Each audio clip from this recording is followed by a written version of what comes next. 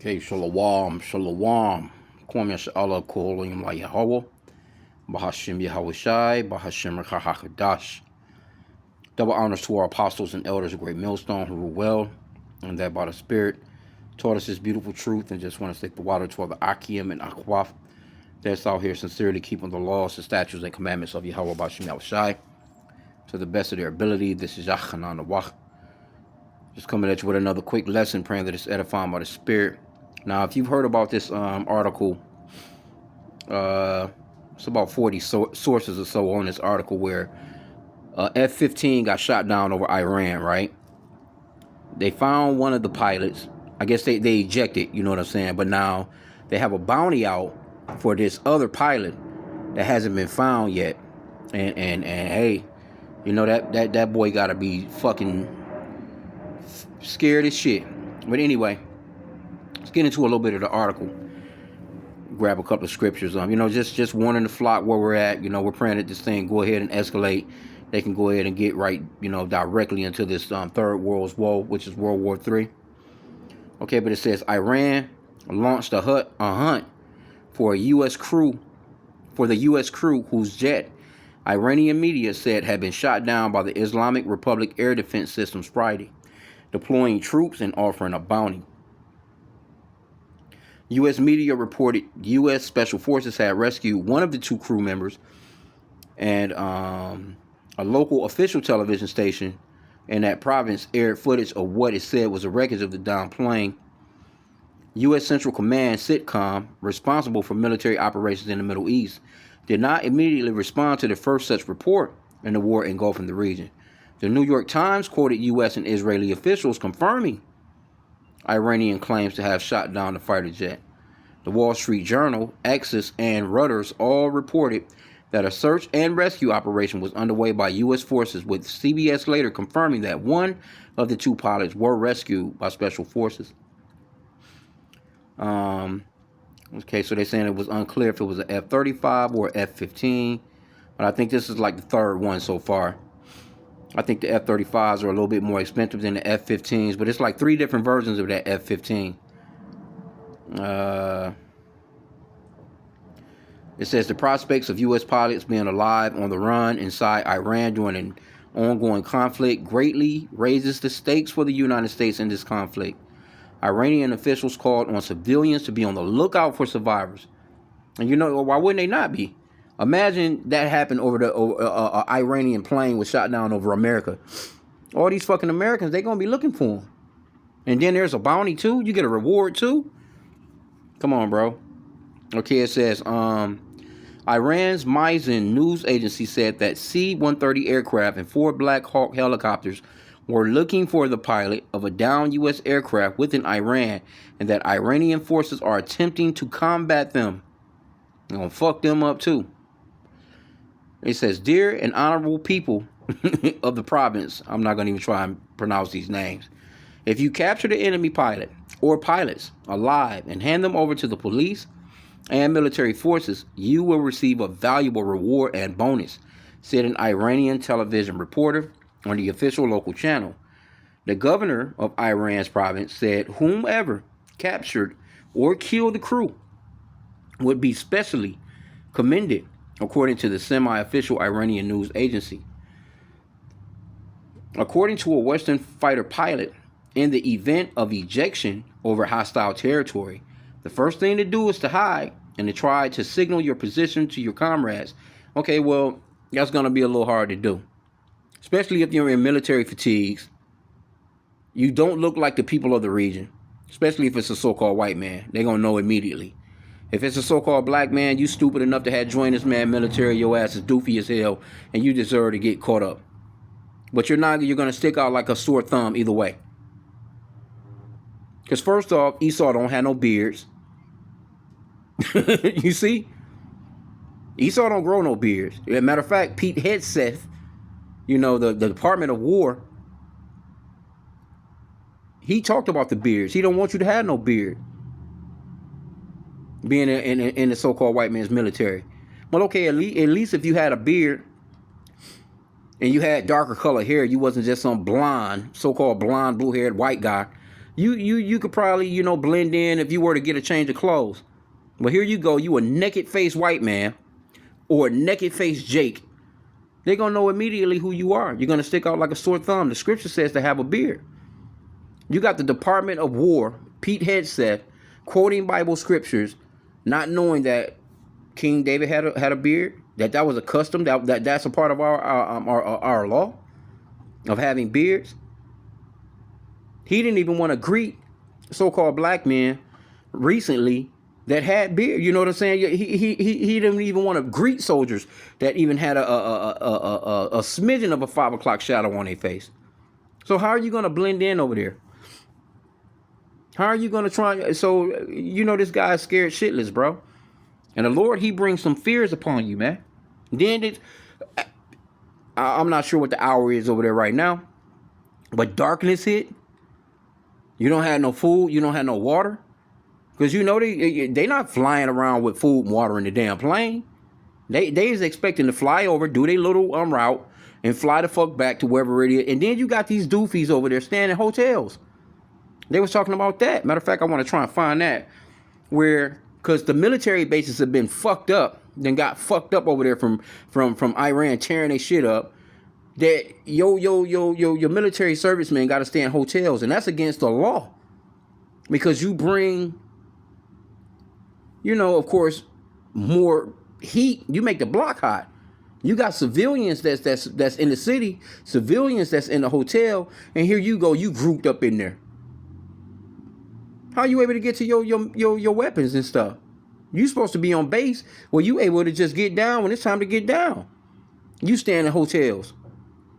So this is not a well thought through thing, man. But Esau, let me get this one scripture in the Proverbs.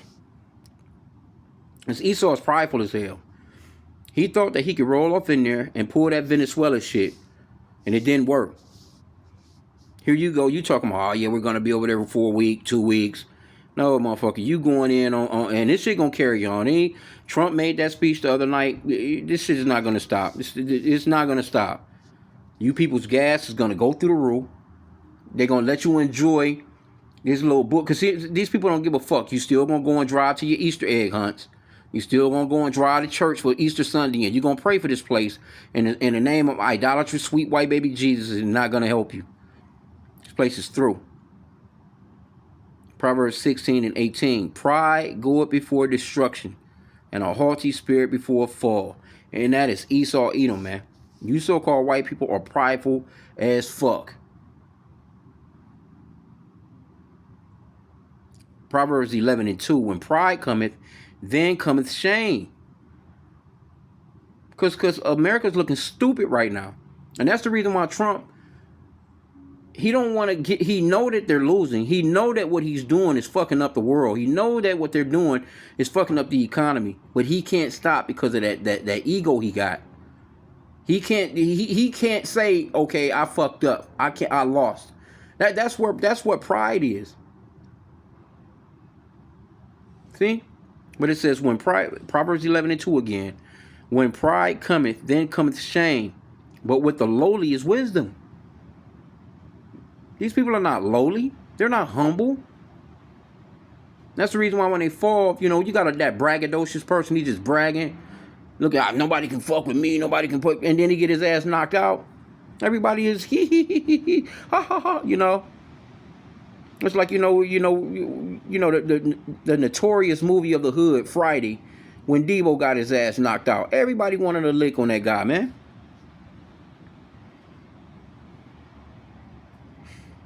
Proverbs 17:19. He loveth transgression that loveth strife. That's Esau. Esau loves strife, man. He that exalteth his gate seeketh destruction. You always constantly exalting yourself. We have the best military in the world. No one can fuck with us. Proverbs 18:12. Before destruction, the heart of man is haughty. See? And before honor is humility. Yeah, Esau, man, is prideful as shit.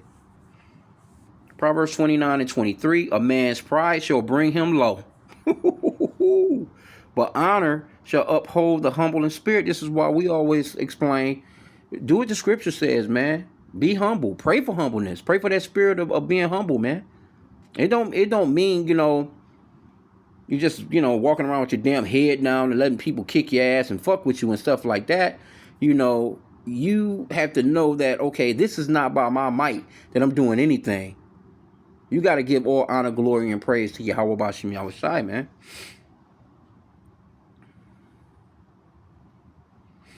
Yeah, this is going into Esther with Haman, wicked ass, with his pride. He got knocked down and knocked off. But there's plenty more scriptures on that. But let's hear. Well, that's pretty much what it is, man. They got these they got bounties out, man. To fight these guys. Okay, so let's see what they're saying. Pilots wear a combat vest containing a radio, GPS coded beacon to transmit their position and communicate with search teams. Using a system of codes, words for signaling, the pilot told AFP on condition of anonymity. The vest is also equipped with water. Okay, so they do have some water, vitamin bars, a first aid kit, and a pistol. Pilots are trained to fend for themselves in the wilderness while evading enemy soldiers after ejection. All right, well, you better hope it works for you. And that's it on that, right? I got it from I'm in this Perplexity app right now, but as you can see, it's 36 sources on this. There's plenty of news stations that's covering this. Now that was new Arab, but they have it on Wall Street Journal, Newsweek. What is that? Theovitinus. I'm not even sure about that one. That's but this is why, hey, these alternative news stations is great to have. You got the New York Times, you got United 24 Media, Euro Asia Times, touching on it. Again, though, but you should be able to go off in here and Straits Times.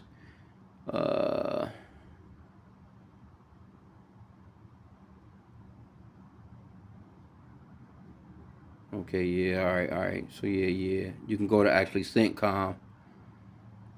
We try and get some alternative news though, cause Esau be on some bullshit. Al Jazeera, Al Monitor.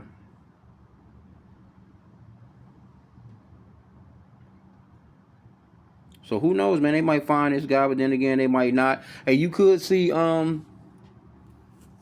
these damn Persians, man, post his ass on the news, because there was another they had I'm not sure if it was AI or whatever the case, and it may have been, may not have been, but they had a photo. I don't know, it looked like about 40, 50 motherfuckers, but supposedly these were captured American soldiers, man, because Esau, he not gonna tell you, he not gonna give you the rundown on everything that's going down. Now, matter of fact, though, let me see if I can find this article on. Let's do this. Let's just say, are American soldiers stand in hotels, which is stupid as hell, you ask me. I don't even know,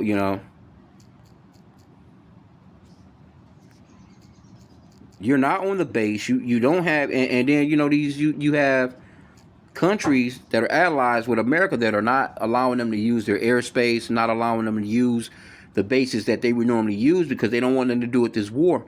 And then also because of that pride of Esau, these Babylonians, where they've been talking all kinds of shit about their European allies. So it's really Edomite against Edomite. The scriptures talks about how a nation divided cannot stand, because those Europeans, calling themselves Europeans, they're really Edomites. These Americans, they're really Edomites. You got all these Russians, they're Edomites. Ukrainians, those are Edomites. You got all that infighting amongst them as a nation. And the scripture says that a nation divided cannot stand. A house divided cannot stand. So with all that infighting, it's just it's all broken up, man.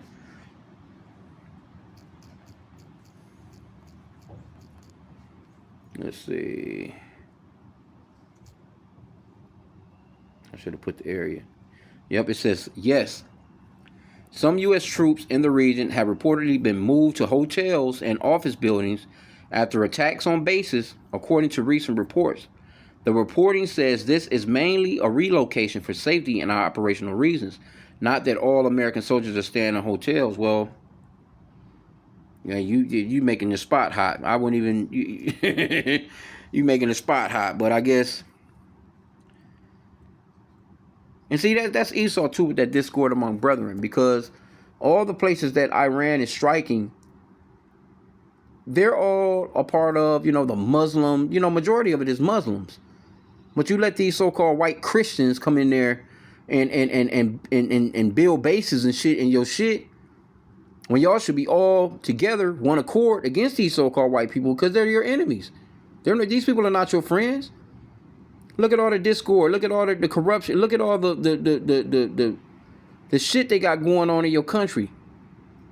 In the meanwhile, America, other than going, the gas prices going up, food going, shit is happening. Don't get me wrong, but America's not getting struck by no damn missiles.